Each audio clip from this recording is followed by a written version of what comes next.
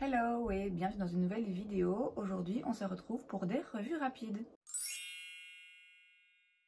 Vous savez que ces derniers temps, j'ai testé chaque mois pas mal de produits. À chaque fois, je fais une vidéo top et flop et ça fait quelques mois aussi qu'à chaque fois, je fais une vidéo finalement un peu bof dans laquelle je passe en revue assez rapidement tous ces produits que j'ai testés au cours des dernières semaines qui sont pas le top du top, qui sont pas non plus des flops complètement ratés. Ce sont des produits pour lesquels, pour la plupart, très franchement, j'ai pas grand chose à dire et donc c'est ce qu'on va faire aujourd'hui. Je les ai triés par catégorie, donc on va commencer par le teint. Et j'ai tout d'abord le Glow Screen de chez Supergoop.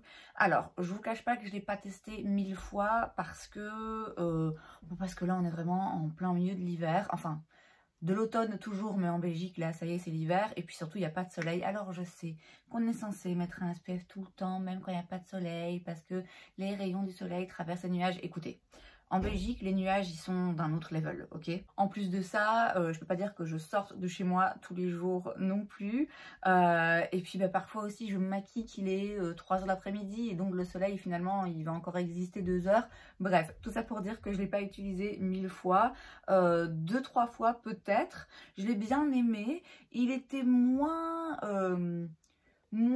gras et lumineux que ce à quoi je m'attendais. Je pensais que ça allait être vraiment un petit peu trop boule à facettes pour moi. Mais finalement, quand on met le fond de teint par-dessus, ça passe. Seul, parce qu'il y a des gens qui le mettent seul et qui se maquillent pas, seul pour moi, ce serait un petit peu trop lumineux. Mais oui, moi, il a bien fonctionné. Ce genre de produit est très utile hein, si vous voulez mettre une crème solaire, mais que vous voulez quelque chose qui reste lumineux, qui reste joli sur la peau et qui soit pas trop épais et qui se fondent facilement dans le teint. Maintenant, la façon dont je vois beaucoup de gens l'appliquer, bon en fait si vous l'appliquez juste en primer, on en met un tout petit peu pour que la peau soit un peu lumineuse, alors il faut quand même remettre une crème solaire. Vous voyez, d'après moi ça n'a pas beaucoup de sens de se dire ah il faut mettre une crème solaire, c'est important, mais je vais en mettre juste une toute petite crotte. Si vous faites les choses, faites-les bien. Bref, après c'est que mon avis et chacun fait ce qu'il veut. Tout ça pour dire que c'est intéressant ce genre de produit. Moi, ça me parle un petit peu moins, mais j'apprécie, c'est vrai, la beauté du glow que ça offre, tout en restant une protection solaire. En fond de teint, j'ai le Real Flawless de chez Laura Mercier. Ça fait un moment hein, que j'ai commencé à l'utiliser et je sais pas, il y a vraiment eu des jours où je l'ai adoré et des jours où je l'ai pas du tout aimé. Je pense que je l'aime bien. Le premier test, quand je l'avais comparé à l'autre fond de teint, Laura Mercier, qu'il est censé remplacer, je voyais vraiment une différence, notamment en termes de texture. Ici, on est vraiment sur quelque chose de très très fluide.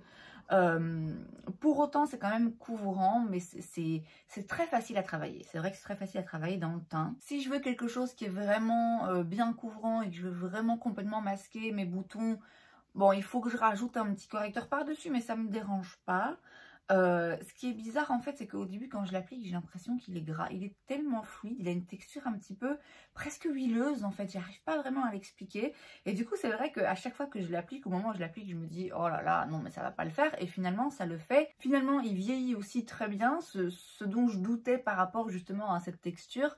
Moi, il m'a fait quand même des trucs un petit peu chelous sur mon menton, mais pour le moment, ma peau, je vais bien l'avouer, elle fait des trucs chelous par moment. Donc je vais pas blâmer le fond de teint. Mais vraiment, j'arrive pas à me décider. Ça a vraiment été qui tout double en fait. Et alors, ça dépend aussi avec quel primer je l'ai utilisé. J'ai essayé une fois de l'utiliser avec le primer de chez Catrice que j'ai mis dans mes flops parce que pour moi, il ne fonctionne vraiment pas. C'était une horreur, vraiment une horreur. Enfin, tout ça pour dire que c'est un très très joli fond de teint. C'est une très belle formulation. C'est juste que je pense qu'avec ma peau, voilà, il y a des jours où je sais que ça va fonctionner un petit peu moins, mais c'est un beau produit. C'est juste que j'arrive pas, il y a eu tellement de fois où ouais, j'étais pas convaincue que j'arrive pas à le mettre dans mes tops pour cette raison. En anti-cerne, j'ai le True Skin de chez Catrice qui est très bien. Je l'avais déjà testé il y a un moment, je l'avais retiré de ma collection, je l'ai racheté. La teinte ici a un rien foncé pour moi, on dirait pas comme ça, hein, mais elle a un rien foncé pour moi. C'est un shot anti-cerne, il est très fin aussi en texture, très léger, et pour autant il reste quand même couvrant, c'est pas le plus couvrant, mais franchement il fait ce qu'il faut. Il est pas trop sec, il est pas non plus hyper émollient, il bouge partout. C'est un bon anti-cerne, franchement, au drugstore, à un prix plus que raisonnable. J'ai rien de négatif à dire, j'ai rien non plus d'extraordinaire à dire dessus. J'ai ensuite ces petits sticks de chez Essence. J'ai failli les mettre dans les tops parce que Franchement, vu le prix du produit, avoir des sticks crémeux qui fonctionnent, bon, franchement, c'est un peu un exploit. J'ai parfois testé des sticks dans d'autres marques beaucoup plus chères qui marchaient pas, qui étaient secs ou gras ou voilà, où la texture n'allait pas. Là, ici, on est vraiment sur une bonne texture pour des sticks. C'est assez étonnant et encore une fois, pour une poignée d'euros. Après, je l'ai pas mis dans les tops parce que globalement, le format stick, c'est pas forcément mon préféré, je dois bien l'avouer. Et j'ai pas eu tendance à beaucoup l'utiliser et c'est vrai. Mais franchement, c'est vraiment des très très beaux produits. Bon, le bronzer, il m'emballe un peu moins parce que bon, c'est un bronzer, j'ai plus difficile de m'emballer pour un bronzer, pour une teinte de bronzer parce que bah voilà, si c'est une teinte qui me convient, c'est une teinte qui me convient, vous voyez. Mais le blush, alors au début je me disais ouais bon, c'est un petit rose classique, mais il est vraiment joli, j'ai beaucoup aimé le résultat. Ça faisait vraiment un aspect joue un peu mordu par le froid mais très naturel. Donc je dirais que si je devais choisir entre les deux, je préférerais quand même le blush parce qu'il a vraiment une couleur intéressante je trouve.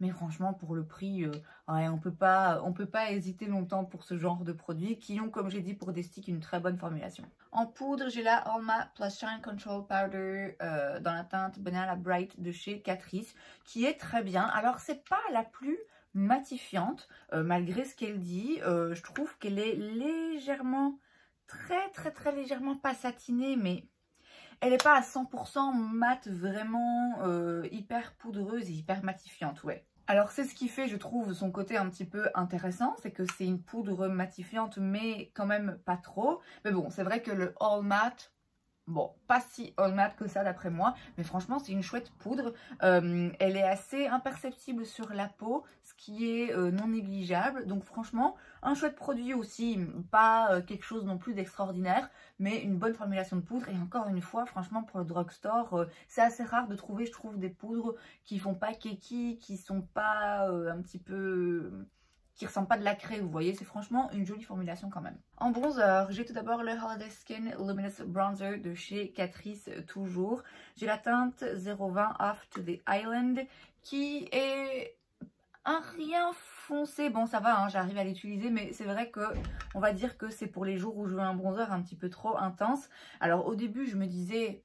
lumineux, je vois pas, mais en fait c'est quand on le travaille qu'on voit qu'il a en effet un fini légèrement satiné, mais c'est pas lumineux non plus. Donc ça j'aime vraiment beaucoup parce que de nouveau c'est pas quelque chose de mat qui tombe à plat, mais c'est pas non plus quelque chose de lumineux, c'est juste ouais, légèrement satiné et donc ça donne un aspect un petit peu plus naturel à la peau. Vraiment très joli. Je l'ai pas mis dans les tops parce que encore une fois je peux pas dire que je l'ai utilisé plus qu'un autre. Voilà, c'est une jolie formulation, une jolie texture, c'est un bronzer quoi. Encore un bronzer, celui de chez Physicians Formula, c'est le Butter Bronzer que j'avais dans ma collection il y a longtemps, que j'avais retiré, que j'ai donc repris. Alors il est plus lumineux que dans mes souvenirs, c'est-à-dire que encore une fois, quand on le voit comme ça, on se dit ok, normal, mais quand on travaille, là il est plus lumineux et là c'est beaucoup plus lumineux. Enfin je sais pas si vous verrez, je pense pas que vous verrez grand chose. Là je le vois, il y a limite des micro paillettes et je le remarque surtout quand j'en mets sur le dessus de mon front. Je vois que du coup je brille un petit peu. Alors ça me dérange pas, mais j'avais oublié qu'il avait ce fini un peu lumineux. Dans mon souvenir c'était plutôt quelque chose de satiné et là ouais c'est quand même bien lumineux finalement, un peu doré. Donc j'étais, alors je l'ai beaucoup aimé et je l'ai pas mal utilisé ces derniers temps, mais c'est vrai que j'étais un petit peu moins fan finalement que dans mes souvenirs.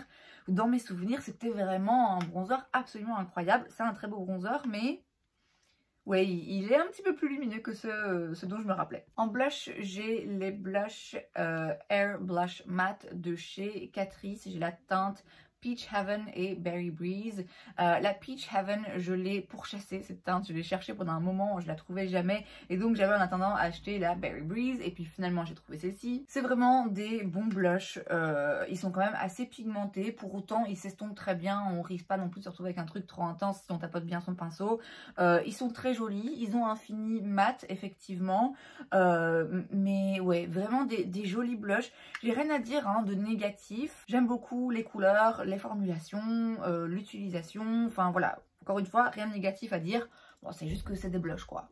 On passe aux sourcils et j'ai un produit, c'est le 3D Brow Two Tone Pomade Waterproof de chez Catrice. C'est donc une petite pommade pour les sourcils, ça faisait très longtemps que j'avais pas utilisé un produit de ce genre. il est pas mauvais. Clairement, je préfère 1000 fois le The Brow de chez ABH, mais bon, il y a aussi une différence de prix. Hein. Si vous voulez absolument une pommade, ce sera pas la meilleure que vous puissiez trouver, mais bon voilà, c'est pas non plus catastrophique, ça s'utilise. De base, c'est plus le genre de produit que j'aime utiliser, et les quelques fois où je l'ai utilisé, bon oui ok c'est sympa, mais voilà, encore une fois je préfère le The Brow. C'est pas un mauvais produit, c'est juste, voilà, pas un produit que je sais que je vais utiliser hyper souvent. Pour les yeux, ensuite j'ai deux palettes. J'ai tout d'abord la Cozy Earth Eyeshadow Palette de chez Catrice. Alors ces palettes, globalement, puisque j'en ai d'autres, elles se retrouvent dans mes tops. C'est juste que là, j'ai pas eu envie de la remettre dans mes tops parce que je les ai déjà mises plusieurs fois et je veux dire, c'est une très belle palette, c'est juste, elle n'est pas mieux que les autres de cette gamme, vous voyez. Donc à un moment donné, j'en ai un peu marre de me répéter, elle se retrouve dans les bofs simplement parce qu'elle est similaire en termes de formulation et de qualité aux autres. Donc voilà, elle est très bien. C'est vraiment des palettes, je trouve, qui valent le coup parce qu'elles sont pas chères et elles ont vraiment des textures très très particulières. C'est juste que forcément, j'en ai déjà mis deux autres dans des tops. Bon voilà, maintenant je sais ce qu'elle vaut, donc voilà, il n'y a pas besoin d'après moi de la remettre dans les tops, mais c'est vraiment des très chouettes palettes. Une autre palette, c'est la Troublemaker de chez Colourpop. Alors c'est marrant parce que j'ai eu une palette dans les tops, une palette dans les flops et maintenant une palette quelque part au milieu. C'est la première palette Colourpop que je teste. Alors l'harmonie de couleurs, c'est pas forcément les teintes vers lesquelles moi je vais me diriger le plus, mais l'harmonie de couleurs, je trouve, est bien faite, est bien réfléchie, est bien pensée. Et pour le coup, par rapport à ce qu'on voit en ce moment, c'est clairement dans le thème, hein, puisqu'on s'éloigne un petit peu des choses qui est ce que moi je préfère de base. Donc comme j'ai dit, c'est la première fois que je teste une palette Colourpop. Je suis pas déçue, je suis pas non plus absolument bluffée. C'est ce à quoi je m'attendais, c'est-à-dire qu'on est sur des mats qui sont correctes, qui ont une bonne pigmentation, qui sont pas trop pigmentées pour que ça effraie pas non plus les novices en make-up, qui sont pas non plus complètement invisibles. C'est franchement des bons mats. Pigmentés juste ce qu'il faut, ils se travaillent bien, ils s'estompent correctement, ils disparaissent pas non plus. Des bons mats, rien à dire, et des bons lumineux. Pas les lumineux les plus dingues, mais quand même des textures intéressantes et puis surtout des finis différents. Et ça, c'est intéressant dans une palette, avoir plusieurs types de lumineux. Parce que un lumineux comme ça, hyper intense, enfin là vous le voyez pas, mais c'est un argenté un peu intense, ça va pas plaire à tout le monde. Il y a des gens qui vont avoir envie d'avoir des lumineux comme ceux-là, qui sont beaucoup plus discrets, qui sont juste pas des fards mat, qui sont légèrement satinés, qui ont un petit peu de lumière, mais qui sont pas non plus pailletés. Donc là, je trouve ça intéressant d'avoir des trucs un peu plus discrets. On a un fard sequin, on a un fard un peu duochrome juste là, on en a un ici qui est un petit peu plus pailleté, donc ça je trouve ça malin. Je crois que c'est vraiment ça leur point fort chez Colourpop, c'est que c'est la diversité. La diversité dans les harmonies de couleurs qu'ils proposent et la diversité dans chaque palette de formulation et le fait que tout ça, ça a des prix assez dérisoires. Donc voilà, une bonne palette, j'ai rien à dire en termes de qualité, je la trouve sympa.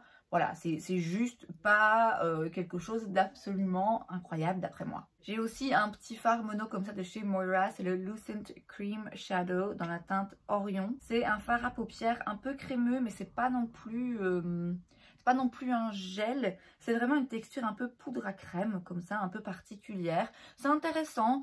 Bon, la couleur m'emballe un petit peu moins, je pense, parce que c'est une couleur similaire à un autre produit de chez Moira que j'avais pris. Et que, bon, c'est un joli petit taupe un petit peu bronze comme ça, mais ouais, voilà, c'est rien d'extraordinaire. Mais c'est joli, ça coûte pas grand chose. Si vous voulez un petit fard à paupières facile à emporter, juste hop, on en met un petit peu sur la paupière, ça rapporte un petit peu de lumière. Franchement, ça marche. J'ai le Coral Kajal de chez Catrice qui a un crayon noir. Bon, si vous voulez un crayon noir, voilà, il va servir de crayon noir. Maintenant, franchement, il est un peu sec, je trouve.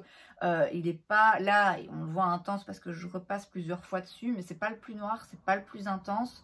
Ouais, c'est franchement pas le crayon noir que je recommanderais.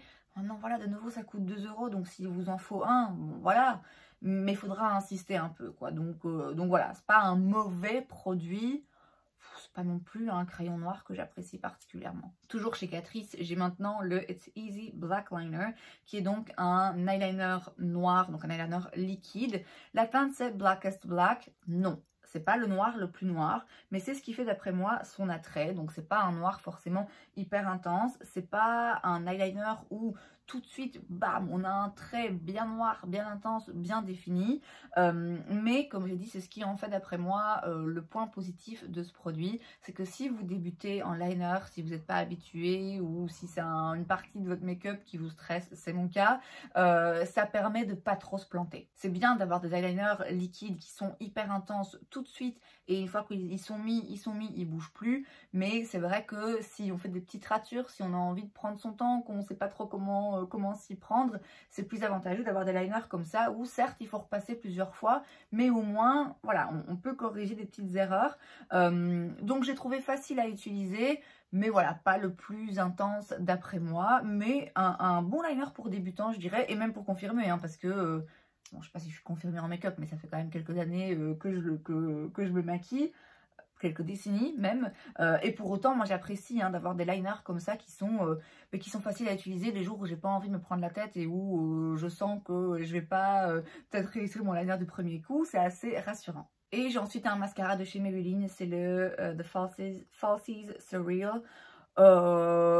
Ouais, sans plus, pas mauvais, je l'ai utilisé quelques fois, notamment quand je travaillais, parce qu'alors bah, ça fait un petit peu, ça colore les cils, ils sont jolis, ils sont bien séparés, c'est vrai, mais c'est pas non plus le plus intense. Ouais, je sais qu'on en a beaucoup entendu parler. Moi, je préfère le Sky High, qui pour moi est vraiment, vraiment, vraiment top. Dommage que j'ai plus envie de me le reprendre parce qu'il était vraiment très bien. Si vous devez choisir entre le Sky High et celui-ci, moi je préfère le Sky High. Celui-ci est un petit peu plus discret. Il n'est pas mauvais non plus, mais ouais, c'est pas mon effet préféré. On passe aux lèvres et j'ai tout d'abord le Electric Glow Color Changing Lip and Cheek Oil de chez Essence. C'est donc une petite huile pour les lèvres et les joues. Moi perso c'est l'un ou c'est l'autre pour ce genre de formulation en tout cas, mais bon, chacun fait ce qu'il veut. Et c'est un produit qui réagit donc au pH de la peau. C'est très... c'est plus une eau qu'une huile, d'après moi. C'est quand même vraiment très léger. C'est pas trop gras. Par contre, ça colore bien. Il y a parfois des trucs comme ça qui réagissent au pH de la peau où ouais, c'est transparent ton truc. Là, je trouve que ça se voit quand même. Il est juste là, je pense que vous le verrez bien. Alors bon, pour colorer les lèvres, ça peut être sympa parce que du coup, vous pouvez après l'éponger et vous retirer le plus gros de l'huile et finalement, vous avez juste quelque chose qui est légèrement teinté. C'est pas le produit dont je raffole. La texture est vraiment intéressante, elle est vraiment très spéciale. Mais ouais, du coup, j'ai pas envie forcément de le mettre sur mes lèvres. Ou alors, je remets un gloss par-dessus. Parce que seul, du coup, bah, ça fait juste légèrement teinté. J'ai pas envie de le mettre sur mes joues parce que... je sais pas si ça se travaille très bien. Enfin voilà, c'est pas un produit dont j'ai raffolé. Je l'avais acheté en me disant, ah vas-y c'est fun, teste-le. Mais voilà, une fois que le côté fun de le tester est passé, je peux pas dire que c'est le produit vers lequel je me dirige très souvent. Un peu le même genre de produit, c'est le pH Reacting Metaface Lip Glaze de chez Catrice dans la teinte Meta Glaze, qui a un petit embout spatule comme ça qui est intéressant, qui est donc de nouveau une petite huile à lèvres. Pareil, qui est vraiment très léger en termes de texture, qui sent la pastèque, vraiment très fort. La pastèque, il y a autre chose. Il y a autre chose avec, mais j'arrive jamais à savoir quoi. Vous voyez, pareil, ça réagit au pH de la peau, donc ça colore légèrement. Celle-ci, je trouve sur les lèvres, est peut-être un petit peu plus intéressante de par sa texture et le fait que là, ça reste un petit peu plus que l'autre. Vous voyez, la texture, le côté huile disparaît très vite. Ici, ça reste un petit peu plus. C'est un petit peu moins...